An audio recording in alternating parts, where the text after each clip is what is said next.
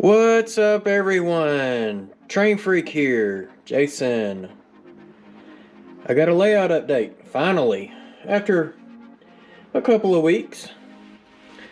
But the big, massive, compound yard ladder build is done. So let's get a little closer. So this is the beginning of it. And it comes this way.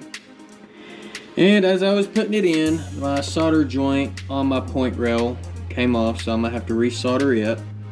But that's okay. I haven't got the tortoises under here yet anyways. But so we went from 1 to 2 tracks. And we go from 2 to 4 tracks. And then we have this Y here that makes track number 4 and 5. And so this is kind of what it looks like from the front. So the backdrop's going to go right up against this cork road bed here. So I think the cork might actually help hold it in place. We shall see. It's going to be interesting. I'm going to have to make some adjustments probably on that backdrop so that way the train doesn't hit it. I was hoping to make this track for the passenger, but I said I would settle for that one being the passenger, and this one's going to have to be the passenger. So track 4 will be the passenger. So I'll have tracks 1, 2, 3 for main mixed manifest, and then this track for the local. I actually did gain a little bit of trackage. I'll put it this way: with the 2 F units, one set's FTs, the others are F7s, both A and Bs. I could only get, including the caboose, 14, 15 cars. Now I'm like 17, 18 cars, depending if I throw in 50 footers or not. So it did make those trains just a little bit longer. Still not as long as I would like. And that's because the door over there, that's the entryway into the train room. I guess what I could do is build a duck under and extend the staging tracks, and I could make them a little longer, but I'm not going to worry about that right now. If I need to, I will do that at a later time. However, from the re-railers here on up, I had to redo all the cork. So it took me a little bit of time, but basically what I did was the cork over here, the outside piece, continued to track 5, and the inside piece here continued to track 1, and I just filled in as I went. And so I've got it all in there. I drilled some holes in the copper ties, put nails in to hold in place, and it's all wired up. So the track is wired. I can get power on the locomotives, which if you notice I put insulated rail joiners here, which is a little easier than using the micro engineering rail joiners that they do not like Atlas track whatsoever. But staging is code 100. This compound yard ladder is code 83. And continuing on into the layout, this used to be code 100, but now it's 83. And I got to spin around here. And we have this turnout in place. And so actually this turnout and these 2 little pieces of track here are going to end up making a block. Before, this turnout was actually part of that block there, and that signal wouldn't have changed until the locomotive got up here to these signals. So I was like, I need to make that its own individual block. Now these other turnouts that direction, there's 1, 2, and a third one further down. Those are all, they have what's called electronic locking mechanisms, and when I talked with Split Rock, or his name's Thomas, he told me, he said you could keep that as one instant block, but you would want to make the other tracks off of it individual blocks or non-occupancy detected blocks. So the Riceland siding that's open-ended, which can house 4 40-foot box cars with no problem, is it's isolated from the main line. And then once we come in right here, on this turnout right above my finger. It's going to come in this direction here, and the layout's still kind of a mess in the middle, because now I get to start back on the scenery portion over here and figure out buildings, where it's going to go and whatnot, but I will eventually isolate those as well. And then of course it isolates again at the double crossover where there's a locomotive and 3 cars currently sitting on it, because I was using it for testing. So but yeah, this is pretty much where I'm at. So we have 3 number 5 turnouts. We have 2 that are right-handed, 1 left-handed. This is a number 6, and that would be a 6 right. And then of course this big behemoth, which the last 3 videos was on building that. So all I have to do now is get tortoises installed under these, get that 1 point rail soldered back on, and then I've got a tortoise on this one, but it's still kind of stiff as far as adjusting. There is a tortoise on that one as well. This one will have to have a tortoise on it, and then the one further down has a tortoise, but I still need to replace the wire with piano wire. So the wire that comes with the tortoise is not strong enough to throw these turnouts. So this one will throw for the most part, but it's still like it's catching up on something. So it's just probably going to have to take a while for the wooden ties underneath the point rails to kind of start wearing down a little bit, and then I think it will start working. So that's really all I've got as far as the layout update goes, but I did get something in the mail. So before I let you go, let's go check that out. Alright, so now we're at the little table where it's the same table that I used to build the switch, or the compound ladder. But I got a package in the mail, and this came from our very own good friend, Manny Fernandez.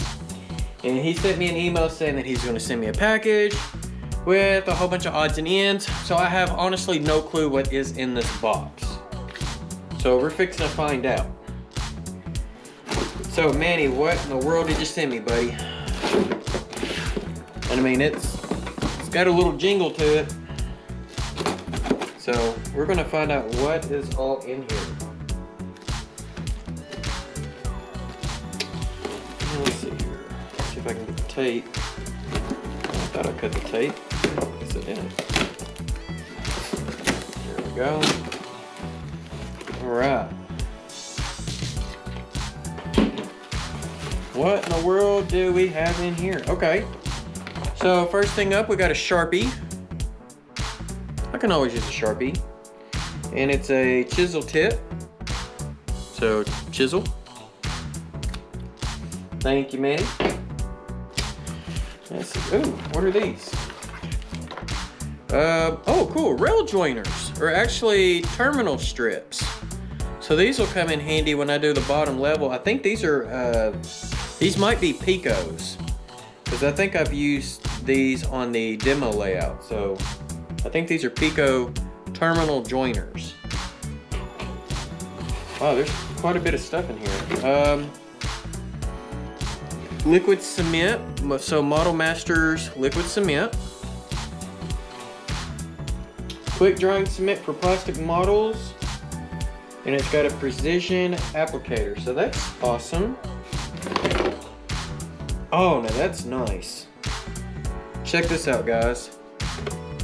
A hyper tough 16-piece precision knife set. That is legit right there. That's awesome. You can never have more than one hobby knife set. Okay, let's see what kind of goodies we got in here.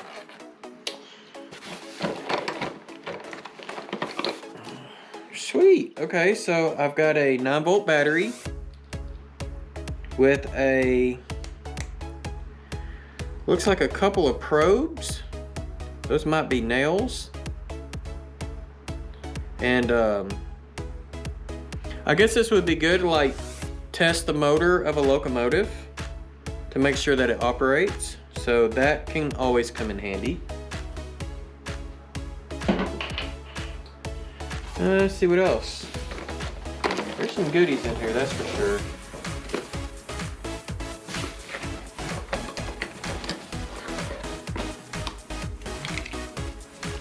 Alright, looks like I got a couple of Testors paint pens, or a few of those. So we got 3 different colors. We got Rust, Rail Tie Brown, and Rail Brown. So those will come in handy. So yeah, that was my clipboard that fell. Nothing important, but yeah. Rust, Rail Tie Brown, and Brown. Or Rail Brown. So that's awesome. To go with the Sharpie, we got a Sharpie highlighter. So that works too. Let's see what else we got. These will come in real handy when I start doing some actual weathering of stuff. But these are makeup brush applicators. Oh, that's real soft. A little firm, kind of medium, and really, really, really soft. Yeah, let's see here. What else we got? Oh, here's something else. So this one is the Clear Part Cement and Window Maker. Okay. And it also has a precision applicator, so that'll go good with the cement.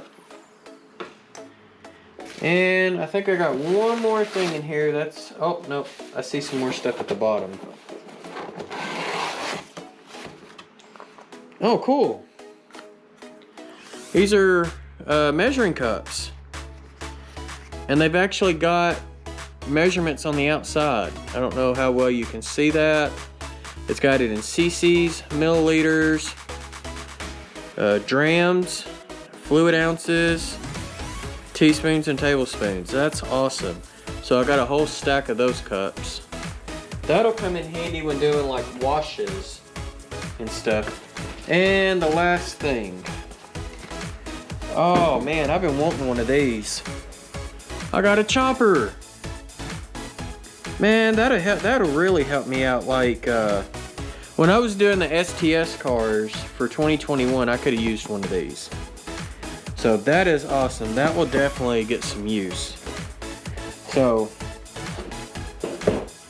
Manny, thank you so much for all the goodies that you see here on the table. I cannot thank you more than enough on this stuff, because this is stuff that I will be able to use. So thank you, thank you, thank you so much. So other than that, that's really all I've got as far as today's layout update goes, and an unboxing from a very special friend. So I'm gonna let y'all go.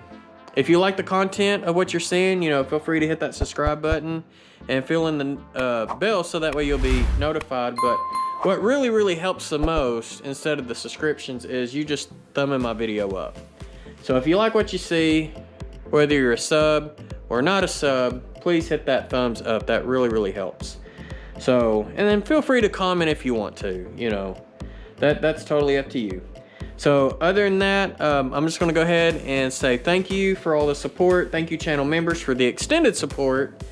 And other than that, y'all have a great week and happy railroading.